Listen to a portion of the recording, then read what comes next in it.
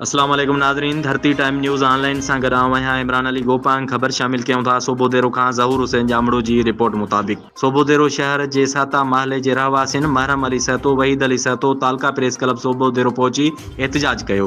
उन मौक़े ते वहीद अली सहतो दाईंदे चयो त मुंहिंजो भाउ पुलिस एहलकार मक़तूल जमील अहमद सहतो खे महीनो अॻु सोबोदेरो शहर जे इमाम बारगाह सूमर शाह वारी घिटीअ में ॾींहुं ॾिठ जो क़तलु कयो वियो आहे, जंहिंजी क़तल जी FIR सोबोदेरो थाणे ते 5 जवाबदारनि अमीर सहतो, सलीम सहतो, इमरान उर्फ कुराड़ो सहतो, माशूक सहतो, आचर सहतो वारनि ख़िलाफ़ दाख़िल आहे। पर सोबोदेरो पुलिस 1 महीनो गुज़रण बावजूद हिकु बि क़ातिल गिरफ़्तार न करे सघी आहे।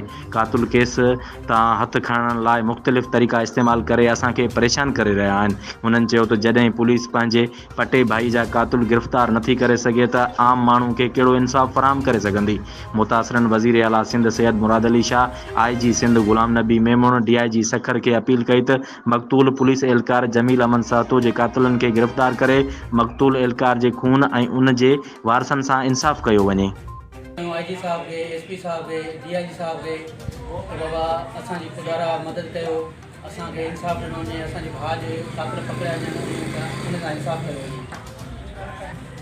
बाबा तव्हां ॾिसो, जेकॾहिं असांजो भाउ पुलिस एहलकार उन सां ई इंसाफ़ नथो थी सघे त आम माण्हू सां तव्हां कीअं इंसाफ़ कंदव।